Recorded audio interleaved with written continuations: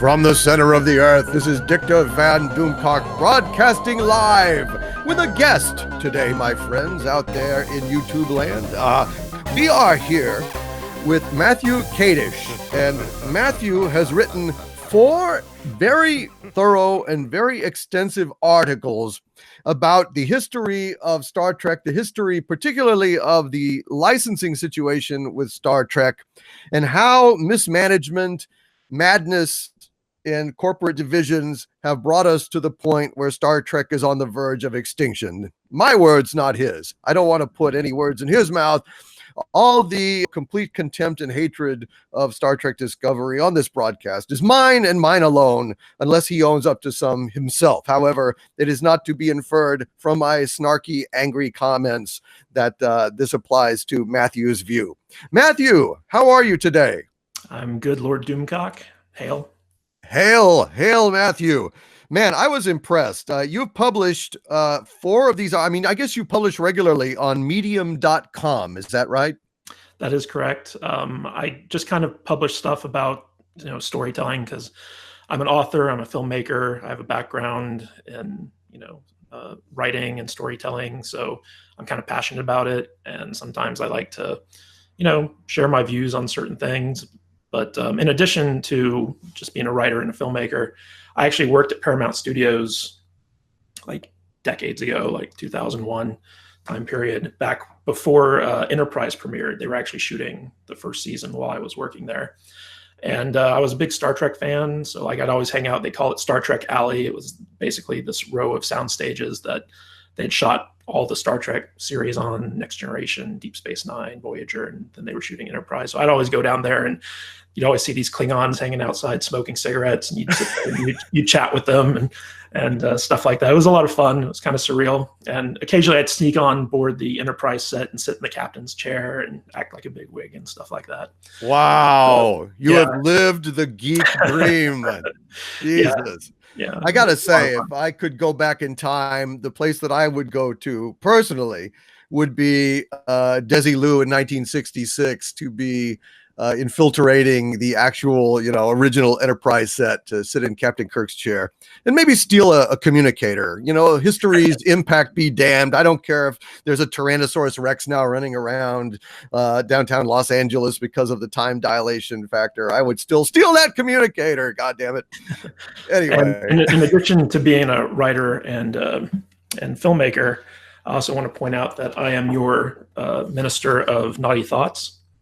And this certificate is actually coming quite handy. I don't have to wait in line at the DMV. It gets me some discounts on groceries. And I get to ignore all the traffic laws around here. A cop pulls you over, you just flash this thing. They're like, "Hail Doomcock," and you just go on your way. But if anyone out there is not a patron of yours, I would highly recommend that they sign up to be one, because you give a lot of great swag to those who help you with your evil schemes. Thank you, Matthew. Man, I tell you, are you getting any kind of kickback on those naughty thoughts? Because I have a lot of them every day, and I haven't really been kicking you any money. So I apologize for that. Well, I live in Las Vegas, so there's an abundance of naughty thoughts out here for me to list on. And so I get a pass on the collection aspect of that. Well, I just go on your YouTube channel and watch all your Star Trek Discovery videos, and I get enough naughty thoughts that way. So, okay. Well. Outstanding, Matthew. Thank you, sir, for being a part of the Legion, and thank you for being an all-around great guy. And, you talked to me about these articles months and months before you actually published them. And I was intrigued. 2018, yeah. Yeah. So I guess I'd like to say, first of all, what prompted you to write them? Well, it's interesting. So I am a science fiction author. You can see my books back here by your framed photo. And I would go, because I live in Las Vegas, this is like convention central. So there's like a lot of people who, put on conventions out here. And the biggest convention in Star Trek is the Las Vegas Star Trek convention every year. It's like the big one. And I decided that I was going to go to the convention and sell my books, because I wanted to reach out to science fiction fans, and there's no more hardcore science fiction fans than, Star Trek fans. And I'm also a Star Trek fan, so I just kind of wanted to have an excuse to go to the convention anyway. So I was there for the 50th anniversary convention, and one of the interesting things about that was, I'd done the convention before, years before, and this time around, the convention required all vendors who were going to be selling material at the convention to be pre-approved by this division of CBS called CBS Consumer Products.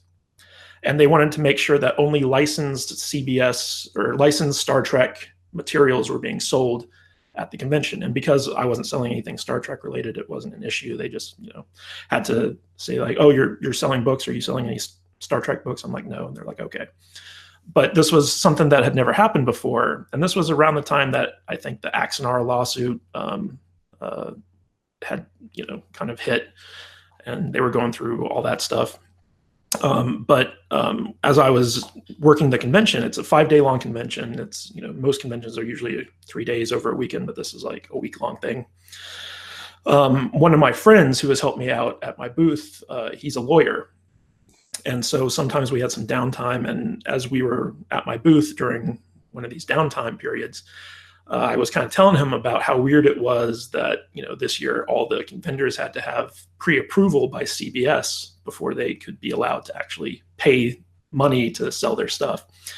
And he started telling me about the licensing issues that are involved with some of these big properties like Star Trek.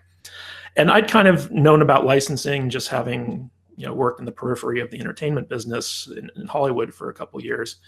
But I wasn't really like deep in the woods on it. And he was able to kind of explain to me like some of the legal ramifications of licensing and things of that nature. And I was like, oh, that's really interesting. So I started doing more research into it just to kind of, fulfill my own curiosity. And as I got more and more information about how the Star Trek licensing was run, it became clear to me that this was kind of the genesis of all the problems the franchise has been experiencing pretty much since, the premiere of Enterprise onward.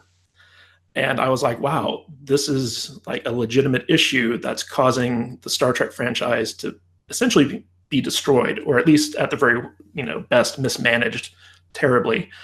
To the point of death. Yes. So I was like, this is fascinating stuff. Nobody knows about it. And some of the people who did kind of know about it, like, there were some YouTube videos about, the weird licensing structure and stuff like that. They actually didn't explain it correctly. Like, they had some things that were correct, but for the most part, it wasn't as detailed as it needed to be to properly explain it to the general public. So, I got a face for radio, so I don't like to do like a lot of YouTube videos. So I was like, I'm going to write an article series about this stuff.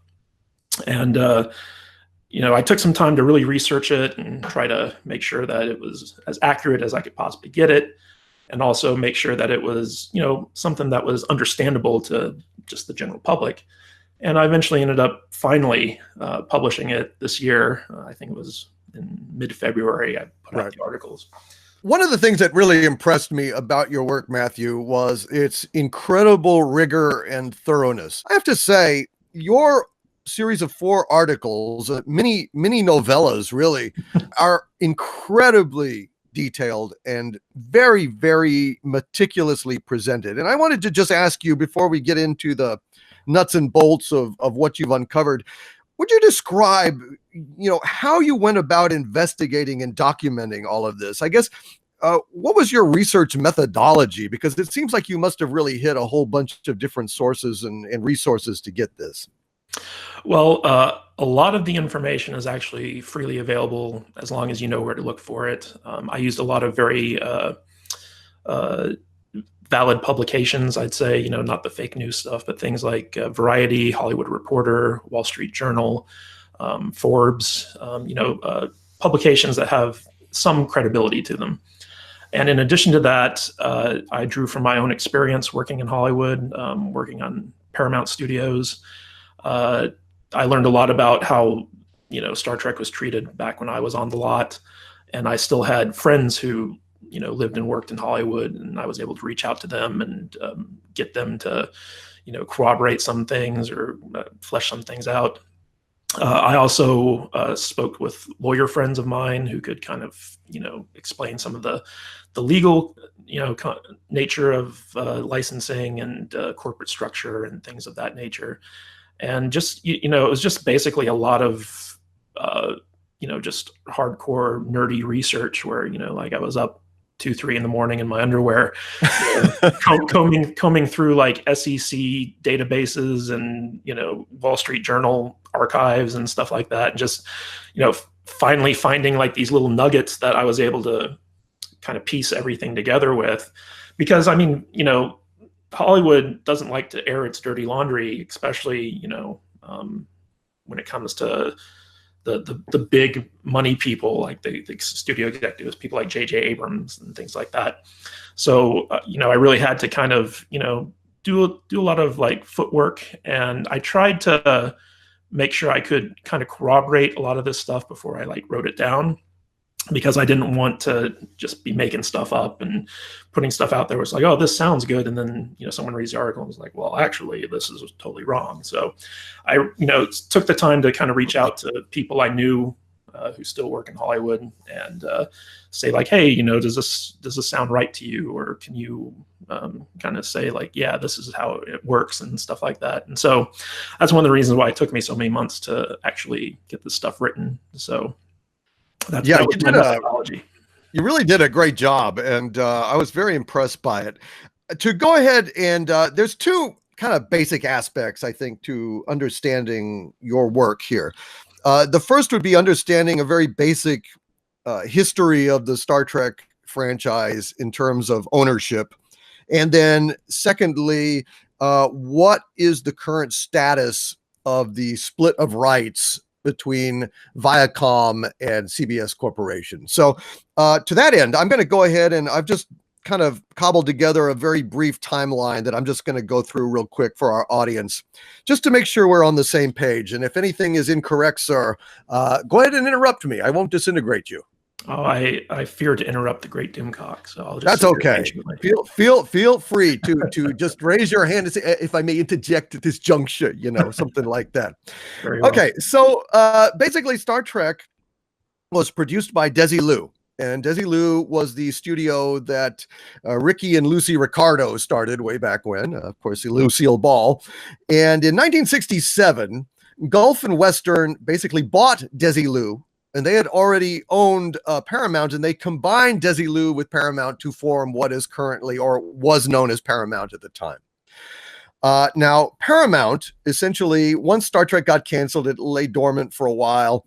But I think the next milestone, really, discounting the animated series and the motion picture, was Star Trek: The Next Generation.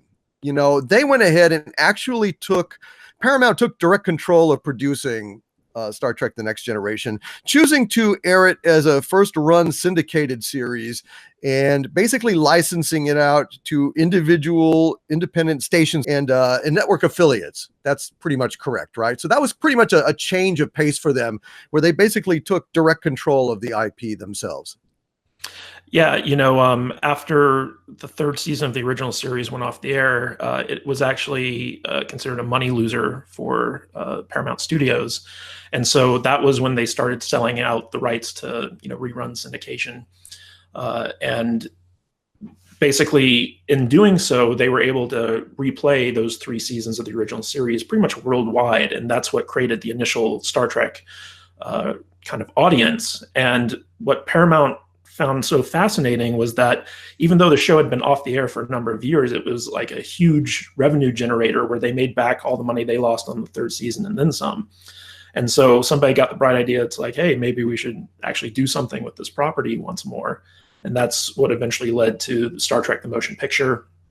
And, once the movies hit big, the talk was to move it back to TV because it was getting too expensive to pay, Shatner and Nimoy's salaries. So they're like, let's take a bunch of unknowns and make a new Star Trek TV show. And like you mentioned, the big revolution with Star Trek: The Next Generation was that they made it a first-run syndicated show, which basically means that, like, normally you'd have a network that would run a show, and then they would sell the syndication rights for the reruns to all the affiliates and stuff like that, just to fill up their daytime, TV schedules and stuff like that. But a first run syndicated show means that it premiered in syndication. So all these local affiliates would be able to premiere this show that no one had ever seen before and draw in a lot more viewership. And that would, jack up the advertising rates and stuff like that. And so when Paramount started selling off the syndication rights to the Next Generation, they were getting way more money than they would have done if they had sold the first run syndication rights directly to a network. And this kind of revolutionized how Paramount TV worked in terms of licensing out its TV show content, because they were making something like, I don't know, like $80 million, $100 million a year just based off of, their syndication rights alone. And it was like a 40% return on investment. So that means that for every, for every Next Generation episode they put out there, if it cost them, $1 million, then they'd make, $1,400,000 back off of that episode, because the licensing deals were so lucrative. And during that time, there were a lot more independent TV stations to license out to, because cable hadn't really taken hold yet. It was just kind of like the big networks and all their affiliates. And that's really kind of what spurred the Star Trek golden age of what I like to consider the Next Generation, Deep Space Nine, and to some extent Voyager. And that's pretty much why the Star Trek brand was considered to be the franchise for Paramount, was because like this TV show run became so lucrative, in addition to the movies and all this other stuff. But alas, the very golden wings of independent syndication profits that elevated them was to basically be their downfall when they started thinking, hey, we've got all these independent stations running Star Trek The Next Generation and so on and so forth. Why don't we start our own network? And of course, that led to all sorts of nastiness later. But we will continue on our little timeline here. In 1994, Paramount Communications was sold to Viacom, which was formerly CBS Films. Alas. So this was not a good day. I think I remember that day, as if millions of voices suddenly cried out in terror and were suddenly silenced. And I think I had the runs that day. Now it explains it. But then what happened is Viacom basically then, with this acquisition and others, were rapaciously gobbling up things as corporations like that are wont to do. By 1999, they actually became so successful that they acquired their parent company, CBS. So they basically gobbled the company that spawned them. Yeah, it's kind of a weird circle of life type thing, because CBS Studios, basically, there was a government regulation back in the early 90s that said like you couldn't have a syndication arm in addition to a production arm or something along those lines. So CBS Studios spun off what became Viacom, which was their syndication company. And Viacom, under Sumner Redstone, went on to basically buy up a bunch of other things like publishing and billboards and all this other stuff. And Viacom became so big and successful that eventually it came back and bought out the company that had originally spun it off, which was CBS, and CBS became Viacom. I mean, it boggles the mind how some of this stuff works, but it was a weird kind of like loop-de-loop, and now it's like, well, and then not to get ahead in the timeline, but eventually they end up splitting up again, and CBS goes off in its own direction, Viacom goes right off, in another one, and it's crazy the timeline on how this stuff. Well, it is, because in 2005, two key things happened. Enterprise was canceled, largely because of Les Moonves. And of course, we can get later into, I mean, if we have the time, the precipitous rating problems that resulted from them trying to shoehorn this thing onto their own network and everything else. But the other thing that happened is, as you mentioned, Viacom split in 2005 into two companies, the CBS Corporation, which was supposed to be essentially their slow growth iteration, their slow growth company where, slower, steadier companies and projects would be funneled, which would be more steady, reliable growth, as opposed to Viacom. So other than CBS Corporation, it split into Viacom, which retained the name, which was supposed to be, their high growth enterprises, essentially. And now that really caused a whole shitload of problems. Do you want to? I mean, I've got like the status here from your article, but do you just want to say briefly? I mean, is there a brief way to say to set this up on what this did with the rights? Yeah, basically, Sumner Redstone, the guy who owned Viacom and ran it, he was always very concerned about the stock price, and the stock price of Viacom had kind of been stagnating. So he got the bright idea to split up the company into, instead of one big mega conglomeration that Wall Street would bet on, he wanted to split it off so that you had a high growth business with the new Viacom and a steady value business with CBS Studios.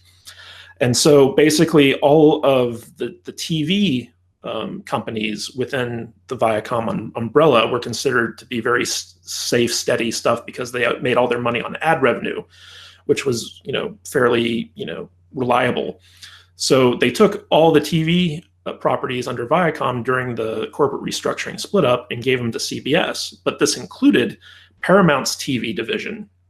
Now, Paramount was divided up to go under the growth company of the new Viacom because of the nature of the movie industry, where you can have these big mega hits that pull in hundreds of millions of dollars, and then you can also have like huge flops that almost destroy a studio.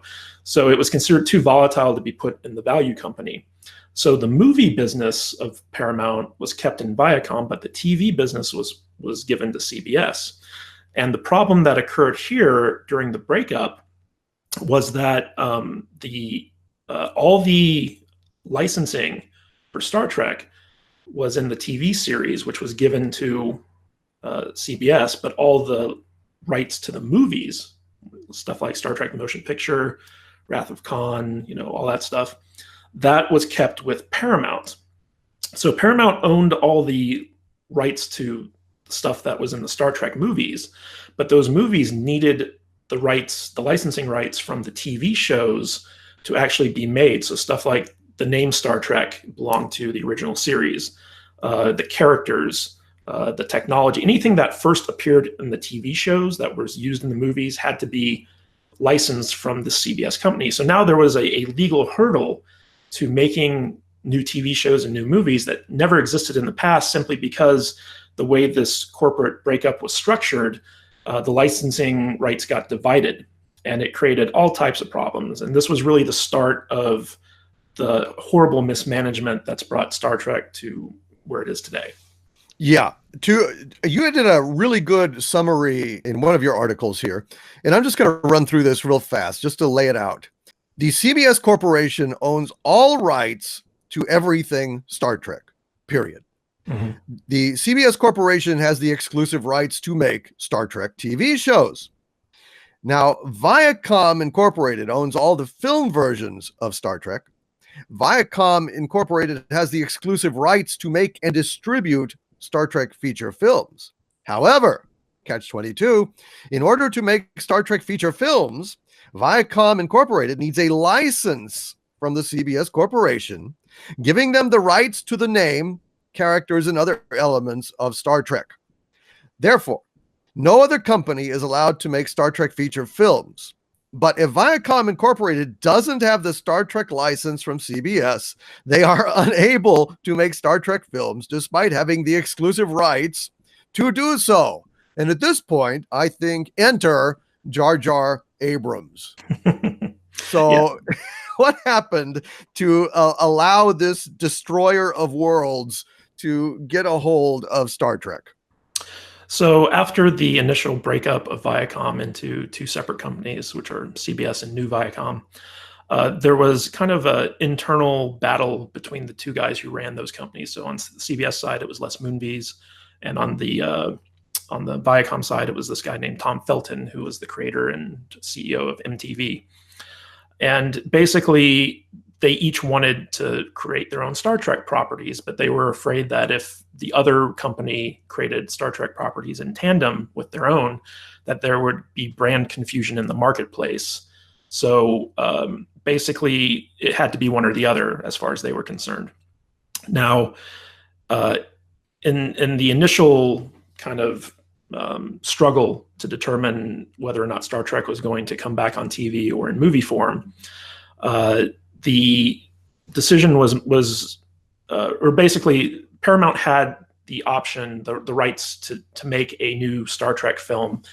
And I think it was something like a 24-month, initial rights when the companies originally split. And so they wanted to kind of hit the ground running with this, and Moonves wanted to create, another Star Trek show. And he said, okay, I'll give you guys, until the end of this option, but if you don't get something going by the time your option has lapsed, I'm not going to allow you to renew it. And once that happened, he'd have been free to create, whatever Star Trek show he wanted. Now, the reason behind his decision to even allow Paramount to make a new Star Trek series was because, number one, movies tend to increase the value of a license more than a TV show. So by having a big Hollywood blockbuster Star Trek movie, the value of the Star Trek license, which CBS owned, would go up. But in addition to that, Paramount doesn't have a whole lot of big name AAA, franchises. Star Trek is their biggest franchise. If you look at something like Transformers or something like that, Hasbro owns those, not Paramount, even though Paramount, produces and distributes those films. So Star Trek is like its crown jewel. And the people who kind of run both companies, the National Amusements Board and the board of Viacom, would basically be like, why are you trying to sabotage our growth company? We need a big franchise to kind of get this new Viacom making money out the door. So Moonves didn't want to come across like he was trying to sabotage this rival sister studio of his. So he allowed them to basically try and allow them to shoot themselves in the foot, give them enough rope to hang themselves, because he didn't think that they'd get their shit together in time to, create a movie. But it just so happened that, once Paramount got, this time frame from Moonves, they had previously very quickly made this deal with J.J. Abrams' production company, Bad Robot. It was just like a general production deal. And he was doing Mission Impossible 3 at the time. And they were really big on J.J. Abrams. They thought he was like the second coming. He was working with Tom Cruise. And the writers on that movie were Alex Kurtzman and his writing partner at the time, Roberto Orci. And Orci was a big Star Trek fan. And Kurtzman was just kind of like a casual fan, like he didn't really care about it. But he was like, oh, yeah, Star Trek's okay. But when they found out that Paramount was gearing up to reboot the movies, they were like, wow, we want in on this because this is going to be huge. So the two of them got together and were kind of actively lobbying to get their hands on that Star Trek pie. And they were kind of like really aggressive in their attempts to attach themselves to Star Trek. And the lady who was in charge at the time, I forget her name right now, but she was basically like, well, we really like J.J. Abrams. Let's pursue this. And eventually Abrams was like, well, I want to help these guys out, so I'll come on board as a producer. And eventually he kind of saw the potential for, the amount of money Star Trek could make him and his company. So he was like, okay, yeah, I'll direct it. I'll have a bigger hand in it, and I'll get, lots of royalties off it, and I'll retire to my own planet somewhere. So, that was pretty much how he got involved in the whole thing. It was all through Kurtzman and Orci initially. Yeah. He saw that the potential for profit was staggering. And I'm going to quote your own article about why this prospect of taking over Star Trek was so profitable. So basically, you said, to understand why CBS Consumer Products and its predecessors have been so fervent in their guardianship of the Star Trek licenses, we must first understand this simple concept. Licenses are basically free money for the licensor. The licensing deals CBS Consumer Products makes are almost pure profit for the CBS Corporation. The only expense CBS incurs in its licensing deals are the salary they pay to those in the Consumer Products Division and any legal expenses that may be required to draw up contracts or protect their licenses. Beyond that, CBS Consumer Products is a consistently profit-positive division of the company. All expenses regarding the development, creation, production, and distribution of licensed products is incurred by the licensee. CBS outlays no cash at all to produce these products. So the Star Trek license is essentially a license to print money. And Jar Jar Abrams saw that his salary, royalties, whatever, were nothing compared to the lucrative pot of gold at the end of a Star Trek licensing deal. Now, the problem was that CBS Consumer Products was not going to give up their Star Trek licensing to him. However, there could be a variation. And what was that variation that has basically plagued Star Trek fans and the franchise since then? Well, it's important to note that, J.J. Abrams, even though he's a very business-minded individual, he's also a creative guy. So a lot of his initial attraction to Star Trek, in addition to having part of this huge evergreen franchise, was this idea that he'd be able to tell stories in movie form. He had plans for TV shows, books, comic books, basically everything that's going on with Star Wars right now in regards to that. His involvement in that franchise was what he had initially planned for Star Trek. And so he wanted to do a lot of like this cross-media storytelling, and he really wanted Bad Robot to be the epicenter of, all things Star Trek. They'd be producing comic books and TV shows and all this other ancillary stuff to the movies. And the problem came in with the initial concept of this reboot, in which basically J.J. Abrams determined that the core of Star Trek is Kirk and Spock and, the original series. So he wanted to use those characters, but he wanted to do his own thing with them. So the creative decision was made to create this alternate timeline, which we know as the Kelvin timeline. And this would free him up from having to, adhere to any previous established canon. Like, they could do their own stories, they could go in their own direction, and they wouldn't have to worry about ruining what came before. Now, this was creatively a good idea. Well, debatable, but creatively it freed them up to do a lot of, interesting stuff story-wise. But the issue was that because they were using the same characters and the same, timelines and stuff like that as the original series, a new license had to be created that was distinct enough from the current original series license so as not to create brand confusion or brand crossover when selling this stuff to licensees. So basically, Paramount said, well, if you want to do this, or not Paramount, CBS, if you want to do this reboot, you have to make sure that if you look at Kirk from the original series and Kirk from the movies, there is no confusion as to which is which. And when they created this new license, which was called, from my research at least, Nutrek, Nutrek, this license was basically meant to separate itself from the current original series license, which was CBS's most lucrative license, because the original series is the most popular of them all. And when they created this, they said, okay, you have to make sure that everything's at least 25% different from the original series license. So the uniforms had to be, changed. And I think the 25% metric was simply just a legal term that they pulled out of their butts. Basically, as long as it was distinct enough from what had come before, it was okay to go. But CBS Consumer Products had to approve all the initial concepts and stuff like that, just to make sure that there couldn't be any brand confusion. So you have these two separate licenses with the new Trek and then the original series Trek. And the new Trek was also interesting because, from my research at least, Bad Robot got 15% commission or royalties on these licenses. So if CBS sold the new Trek license to a toy company, CBS is guaranteed a certain amount of royalties based off of that license. And then from those royalties, Bad Robot got like 15%. Could have been more, could have been less. It's really hard to find hard numbers for this stuff. But there was a financial benefit for Bad Robot to create this new license. Now, the problem came into the foray in the sense that when J.J. Abrams wanted to start doing all this other cross-media stuff, like TV shows, books, comic books, and stuff like that, his deal was with Paramount. And they didn't have the rights to do any of that stuff. All those rights were with CBS. So he couldn't just go off and do them. He had to get a license from CBS to do that. And CBS was like, well, we don't want to give you the rights to do a TV show because we want to do a TV show eventually.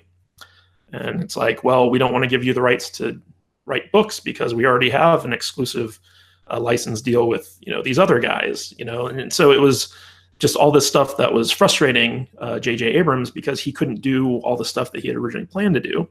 But the straw that really broke the camel's back was that they found out that even though, the license for New Trek was different enough from the original series, there was still brand confusion in the marketplace where people were still confusing, the stuff from the J.J. Abrams movies with the stuff from the original series, and they were choosing the original series over J.J. Abrams stuff, which means that they were making less money. So J.J. Abrams went to CBS and was like, "Hey guys, can you stop selling the original series stuff so we can push the new Trek stuff?"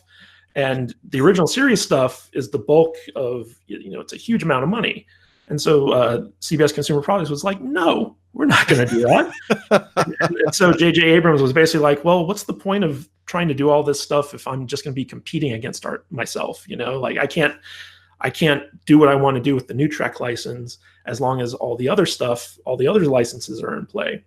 So that was around the time that J.J. Abrams kind of threw up his hands and checked out of Star Trek. And it's also believed that was around the time that he was being courted for the Star Wars job by Disney. So he had even more kind of incentive to, wash his hands of Star Trek at that point. And even though Bad Robot continued to produce Star Trek movies with, Beyond and stuff like that, J.J. Abrams himself just didn't care at that point because, it just wasn't, it didn't turn out to be what he wanted it to be, I guess you could say. Well, the only thing I would disagree with you on in your summary earlier is that Jar Jar Abrams is creative as well as business. Jar Jar Abrams is a cultural locust. Essentially, what he does is he descends on a intellectual property. He strips it bare. He vomits up certain parts of them in confused, jumbled ways that he pretends are original, and then moves on to destroy yet another, fertile crop. Look at what he did. I mean, he's planted the seeds for destruction in Star Trek. Then he moved on to Star Wars, and look at the mess that Star Wars is in. I mean, yeah, I have kind of mixed feelings about J.J. Abrams because his father was actually one of my kind of like mentors in the industry. His name's Gerald Abrams, and I met him when I was in college going through film school. And when I moved out to LA, he was kind of a guy who godfathered me, very briefly. And I had known JJ just through, like, I'd never met him before, but I knew him through his work on Regarding Henry. He wrote the screenplay for that. And at the time, he was making the show called Alias, which I was a big fan of. So in my sense, JJ Abrams, he's a guy who you meet a lot in Hollywood in the sense that they have these great ideas. And when they're pitching these ideas, they're really exciting. Like they're just guys where if you're in a pitch room, they'll get you on board and you'll be like, yeah, let's do that.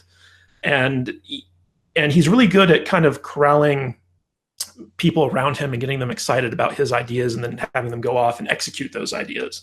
Now, whether those ideas are good or bad, that's a subjective thing. But I think that you're right in the sense that for a lot of these big franchises where he's had to basically take stuff that's come before and reinvent it, he has leaned a lot, like far too much on, what came before and not paying that stuff enough respect in terms of, reinvigorating it. But it's a hard job, dealing with these huge franchises. So I can't really, I don't want to criticize him too much, even though I do think some of the blame lays on his feet. But I think a lot of Star Trek's problems stem not from J.J. Abrams, but from CBS Consumer Products. And that's the division that controls all the licensing for it. Right. I mean, you said in your article, if you ever wanted to know what a real-life version of the Borg is, one need look no further than CBS Consumer Products. They are a cold, heartless, unstoppable entity whose goal is to assimilate anything and everything related to Star Trek.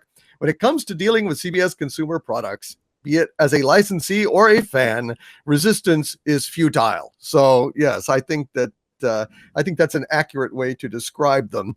And unfortunately, an awful lot of this oh God, I'll just say perversion of the franchise. I'll be polite. Is due to this greed of wanting to have new things to sell, new things to merchandise. I mean, that's why Star Trek Discovery, although ostensibly a prequel, is really nothing of the kind. They've taken, you know, brand new uniforms, brand new ships, just the barest minimum resemblance to anything even remotely like Star Trek, hoping, okay, if there was brand confusion with Abrams verse Star Trek, we'll go ahead and dress these people like, you know, ice skaters in a production of Flash Gordon on ice. And boy, if that doesn't do it, nothing will, right? Yeah. I mean, that's basically the problem. And they have no respect. I mean, I don't want to put words in your mouth. This is your articles that you've written. What things would you say most resulted in this complete perversion of the franchise in terms of continuity, in terms of canon and everything else? Well, Star Trek's ultimate mismanagement and downfall, in my opinion, actually began once Viacom bought out Gulf Western and acquired, you know, Paramount Studios and the initial Star Trek license, because Viacom, by its very nature, was, you know, extremely corporate. You know, before they were bought out, Gulf Western had a very lax hand with, you know, the Star Trek property, in the sense that they allowed fans to put on conventions and write fan fiction and publish magazines and, you know, do all this stuff that kept Star Trek basically alive and thriving during the years where, like, it wasn't on TV, there were no movies coming out, like whatever. Once Viacom bought out Gulf Western, their legal team basically cracked down on all violations of the Star Trek license. This led to, you know, fan events getting shuttered, fan magazines getting taken down, and, you know, fan fiction being persona non grata. And eventually, you know, like I told you beforehand with the Star Trek convention here in Las Vegas, like, you know, making sure only licensed products, because in years prior, you used to go to the Star Trek convention and you'd see tons of stuff about, you know, fan films, Star Trek fan films, and Star Trek, you know, podcasts and things like that. And, you know, all those that were not officially licensed are no longer allowed to go to that convention. So Viacom, just by its corporate nature, had this very anti-fan base stance, in the sense that you either pay us for the license or you don't get to use it. And that's not unnatural among, like, you know, big corporations, but at the same time, it was not very healthy. It was basically fighting a war against the very thing that made Star Trek flourish in the first place, which was the fan base. And I go on in my articles to talk about just how passionate Star Trek fans are, and they spend a lot of money on Star Trek. I think the term for them are whales, you know, because, like, you know, a Star Trek fan will spend thousands and thousands and thousands of dollars on Star Trek, you know, whatever, you know, cruises, conventions, products, DVDs, what have you. And so because of that, Viacom has always looked at Star Trek fans as kind of like how EA looks at, you know, gamers, in the sense that, like, they're just a ATM machine that they can pull money out of whenever they need to. And that was the big problem with the UPN network, where they tried to, you know, leverage Star Trek fans to launch their new network, and it ended up failing. But more so, what happened after this split with Les Moonves running CBS Studios was that, like he was never a fan of science fiction, and he was not a fan of Star Trek, but he knew the value of the franchise. And he knew that basically Star Trek fans were believed to, you know, eat up whatever you put out. It didn't matter what it was, just as long as the Star Trek name was on it. They could count on Star Trek fans to give them a boatload of money. And at the time, he was kind of evaluating this idea for a subscription streaming service for CBS, which eventually became CBS All Access. And this was a very big deal for his company, because 50% of CBS's revenue came from advertising for TV. So if he could get a subscription service off the ground, he'd not only have the steady revenue of subscriptions coming into his company, but he'd also be able to sell advertising on that platform as well. So it was basically like, well, CBS only has the rights to CBS shows and properties and stuff like that. They don't get any of the movies from Paramount. So they were like, well, what do we have that could potentially launch this subscription streaming service? And the answer, of course, was Star Trek. So basically, Les Moonves got the idea for using Star Trek to launch the streaming service based off of the fact that both Netflix and Amazon had approached CBS Studios about wanting to do an original Star Trek show for their platforms. And Moonves was like, well, if Netflix and Amazon wants it, we should use it because they obviously see value in it. So we might as well, yeah. Instead of selling it to them, we might as well just use it ourselves. So the decision was made to use Star Trek to really launch CBS All Access, even though it had premiered before Star Trek Discovery. But the idea was they were going to use this new Trek thing to pull in the 40 million estimated Star Trek fans into this service. So once that happened, CBS kind of put out the word that they were going to be making the show, and that brought Brian Fuller into the mix, where he was pitching, this idea for a Star Trek show that he really wanted to do. And he was coming off of the success of Hannibal, and he was feeling a lot of offers, so he was kind of a hot property at the time. And in addition to that, CBS had just inked a new development deal with Alex Kurtzman's new company, Secret Hideout, which had gotten them a lot of hits like Scorpion and Hawaii Five-0, through that company. So they basically took both of these, both Secret Hideout and Brian Fuller, and put them together and said, okay, you guys go and produce, a new Star Trek show. And Brian Fuller, he was kind of the guy behind the initial concept of Star Trek Discovery. And it ended up morphing into something that was not quite what he had originally envisioned. And throughout the entire development process, he was constantly butting heads with people like Les Moonves, who, in Moonves' mind, he wanted to make sure that the uniforms were different enough so that we didn't step on the original series license or the new Trek license. And Fuller was like, well, I want to have something that kind of melds Enterprise's uniforms with the 60s aesthetic of the original series, and it's going to be transitionary, and eventually we're going to get to, the stuff that looks just like the original series. And Moonves was like, no, we can't do that. We need to make sure it's different enough. And when Brian Fuller eventually got fired, and he did get fired, he didn't step away. Basically, there was no one there to fight back against Moonves and the CBS Consumer Products people. And so that's when the look at the Klingons changed. That's when all the technology got super fancy because people don't want retro, and all this other stuff. And it was all these changes that have upset fans basically stem from the studio executives who place a greater importance on licensing and making sure that there's no brand confusion on that licensing, so they can, clearly sell that to, multiple times over, as opposed to something that's going to please the fans. Because from their perspective, Star Trek fans will eat up anything with the Star Trek name on it. And it doesn't matter if it's good, bad, or whatever, as long as it's out there, it's going to be making them money. And that was the beginning of the end, pretty much. And that was wrong. That was absolutely wrong, because every Star Trek fan that I know of is repulsed and disgusted, basically. Well, Any real Star Trek fan. You know what, though? If it weren't for the Orville, it would be working. Their philosophy would totally be working.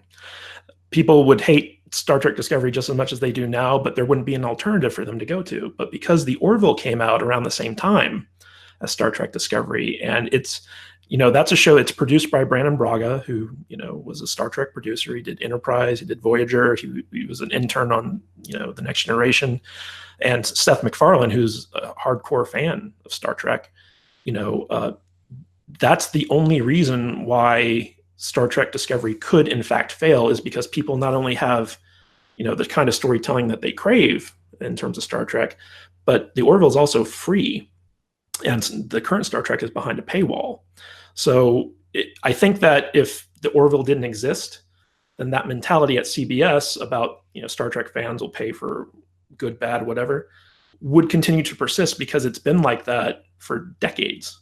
Oh man, I have to just, I think that this thing is so far away from Star Trek, honestly, that I don't see any real Star Trek fan opting for this. It is not good. It is simply brain dead. There is so many problems with it, not just with canon, but in terms of just human sentience, just in terms of nonsensical plotting, idiotic characterizations. I mean, there is absolutely nothing about this show that hits any kind of standard. The problem is that Les Moonves hates science fiction and hated Star Trek all along, and couldn't wait to cancel Enterprise. Basically, that's essentially the problem.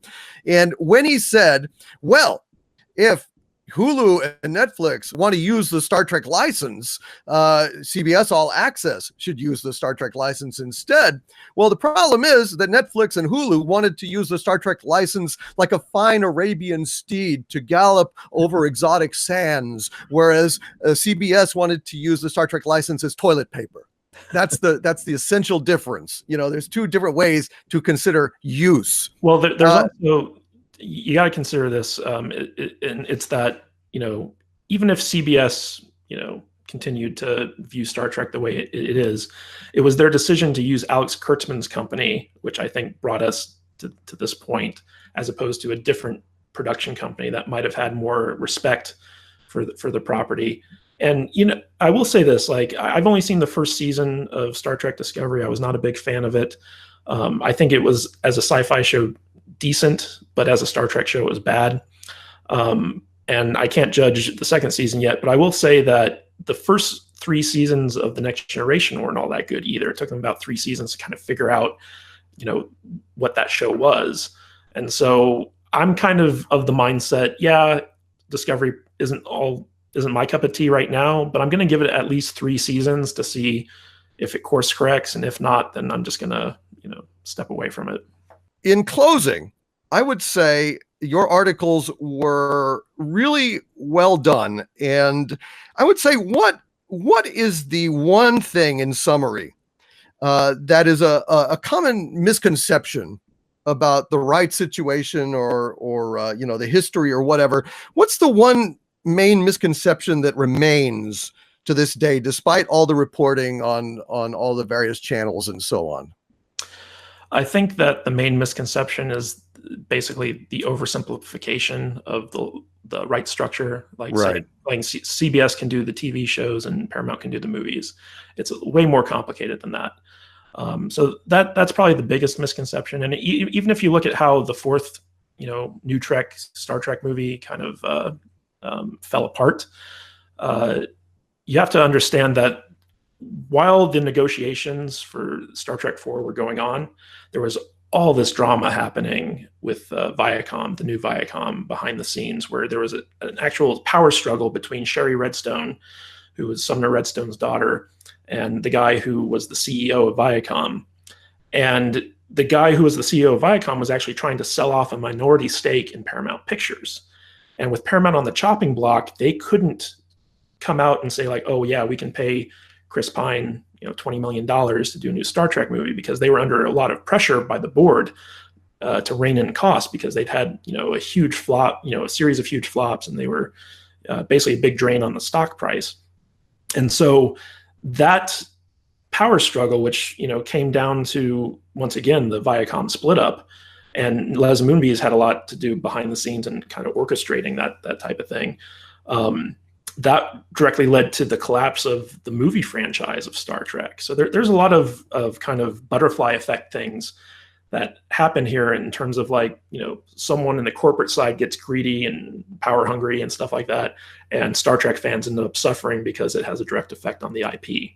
So, I mean, that's basically what it is. But if you're a Star Trek fan and you really want to understand how the franchise is run and how the IP is handled, then I'd highly recommend that you check out these articles, because I really try to explain it in a very, newbie-friendly way, where if you don't know anything about how Hollywood works or licensing or stuff like that, I try to lay it out in a way that's easily understandable. And I think you did. I think you did a really good job, and I will go ahead and post the link to your articles in the video description. But Matthew, thank you for being here with us and kind of walking us through this whole thing. And, you did a really great job. very well written and very well communicated, sir. Thank you, Lord Doomcock. Your praise is greatly appreciated. Oh, well, it is richly deserved. Ladies and gentlemen, Matthew Kadish, and he is a great writer. Check him out. And also, how can they follow you on Twitter? Well, you can look me up, Matthew Kadish, Kadish, on Twitter. And if you want to check out my books, it's kadishbooks.com. That'll take you to Amazon. And if you want to join my Facebook group, it's EGGFB group.com. And yeah, those are the best ways to kind of get in touch with me. All right, Matthew, thank you so much for your time and for laying out this stuff for us. Great job. Yes, and I would just like to say, hail Doomcock. Thank you, Matthew. And hail to Matthew Kadish from the center of the earth. This is Dictor Van Doomcock bidding you all, my friends, stay angry.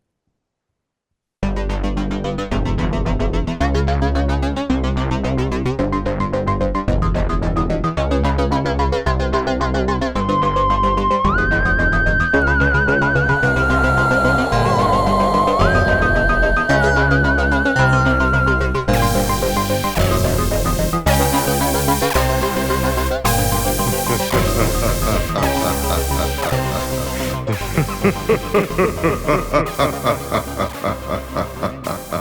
ha ha ha.